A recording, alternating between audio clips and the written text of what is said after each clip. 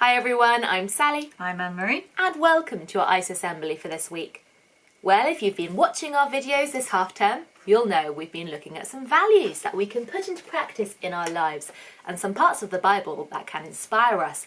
So we've been learning about kindness, truthfulness, forgiveness, respect.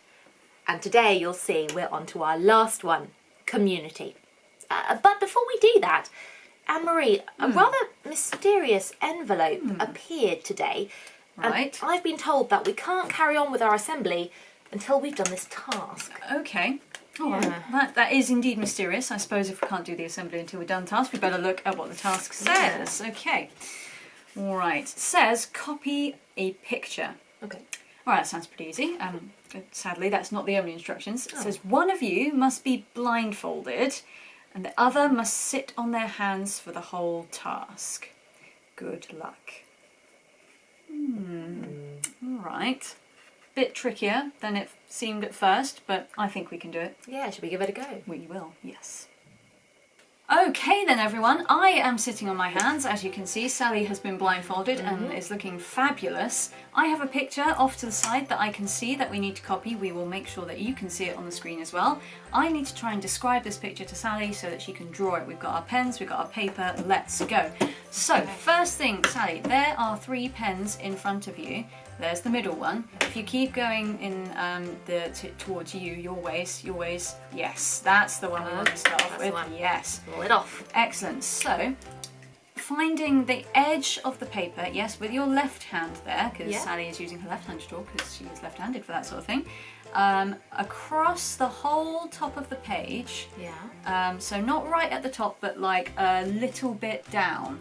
Yeah, kind of then maybe up a tiny bit more. Yeah, perfect. Okay. And then right from one edge across to the other, we want kind of like a wavy line. So like those that like they kind of go up and then it goes across in a curve and then goes up again, you know. Like a wave. Like a wave. Okay. I should have just said that. That would have been great.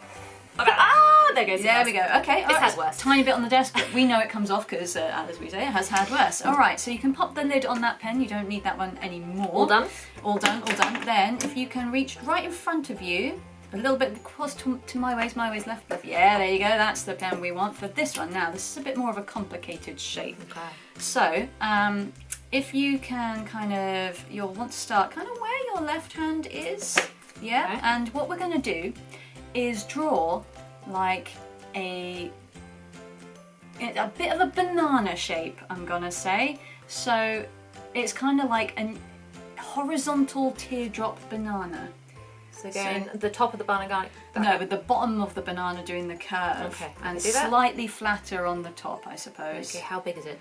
It covers most of the page. Okay, tell me where. So if you can, with your left hand, go forward a little bit, up a little bit, and then across to me a little bit, tiny bit. Yes, perfect. Starting from there, can you draw like a leaf shape? So with the point of the leaf pointing up towards the top of the page-ish on a bit of a diagonal.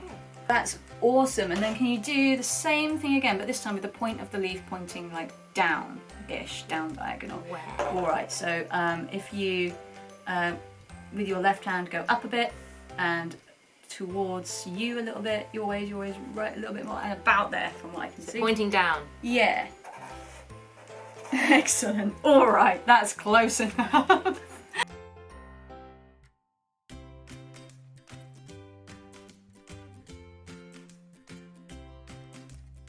And then up and to the right a bit and draw a tiny circle there. And there we have it. I think we are done. Right, so I can take this off and put my glasses on. Oh, my hands are squished. Oh no, yeah, you can take your hands off. Okay. They're nice and warm though. Oh. Hey! So this is what we were trying to draw. Ah! I mean, it's not bad. I could tell it was a whale. Yeah. This is what we've got. It was quite a hard shape to describe. The banana made sense. I thought it might be something fishy.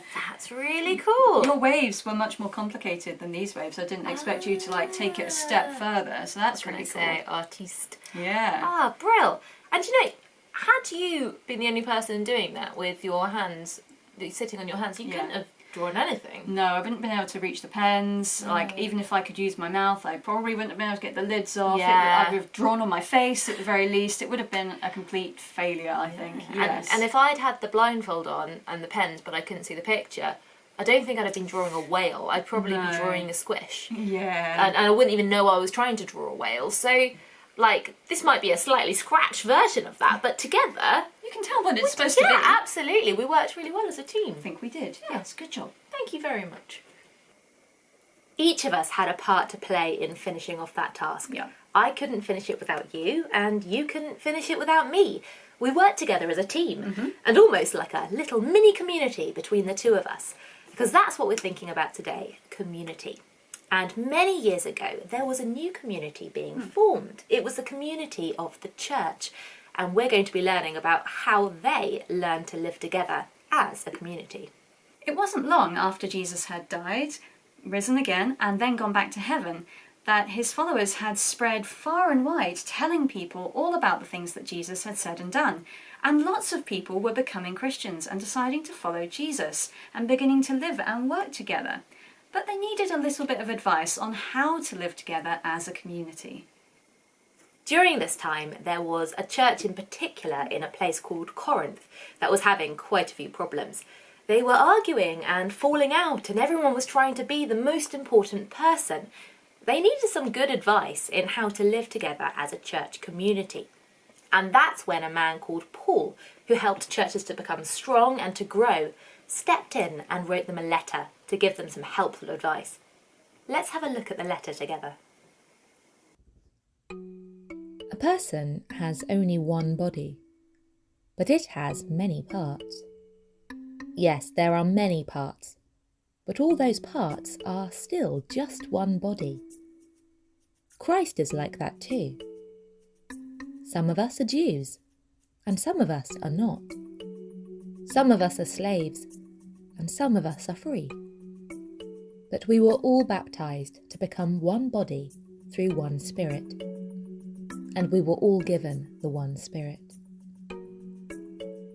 And a person's body has more than one part. It has many parts.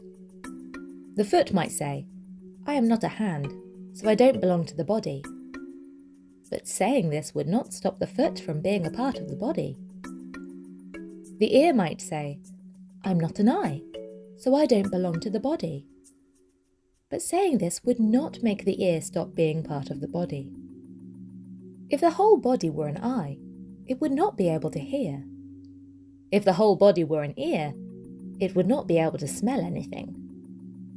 If each part of the body were the same part, there would be no body. But as it is, God put the parts of the body as He wanted them. He made a place for each one. So there are many parts, but only one body. The eye cannot say to the hand, "I don't need you." And the head cannot say to the foot, "I don't need you." No, those parts of the body that seem to be weaker are actually very important. God did this so that our body would not be divided. God wanted the different parts to care the same for each other. If one part of the body suffers, then all the other parts suffer with it. Or if one part is honoured, then all the other parts share in its honour. All of you together are the body of Christ. Each one of you is a part of that body. Paul painted a very interesting picture in that letter there, and it was a message that the church in Corinth really needed to hear. You see, they were all arguing and falling out and thinking that each person had to be more important than everyone else. But that's not what church was all about. And Paul wrote this letter to help them understand that church is meant to be a community, not people all trying to outdo each other. A community comes into existence when you have lots of people coming together, and you could be different in every other aspect of your life, but something that unites you is what brings a community together. So, for example, you guys have a community in your school, whether you are a teacher or a student or someone who serves the school dinners. Everyone all together in that school is a school community because you're all there in the same school together. And we have local communities. That's everyone who lives together in a small place or the same sort of place altogether, sharing the same streets and the same local places. But we can also have communities that stretch far and wide all across the world. And the things that unite us might be our hobbies or our faith or the same home countries that we come from. And the church community that Paul was writing to all had something in common as well. They had all decided to follow Jesus. And in Paul's picture, he says that Jesus is like the head of the church. So he is the thing that holds everyone together. He helps to guide and he helps to give strength to those who choose to follow him. And Christians believe it's still like that today. People are Christians all over the world, but we are all joined in one community together with Jesus at the head. But we're also different in lots of different ways. Just as each part of the body plays a different part and belongs to that whole body, so everyone within a community brings their own individual gifts and talents and experiences, and we all work together to help that community and as individuals to grow. As Paul says, God designed the body so that each part would have a different part to play in that whole one body. And no part of that body is left out. Every part of that body is important. Christians believe that there is a place for all of us in God's community. No one need be left out. So let's take some time to reflect on what we've learned today. I wonder if you can think of all the communities that you are a part of. What common things do you share with the people in your community? What gifts, talents, and experiences can you bring to share with your community? We've been learning about values this half-term, and I think that all of these values can help us as we think about living in community with one another. Imagine what a community can look like where people are treated with kindness and respect, where we forgive one another and practice truthfulness.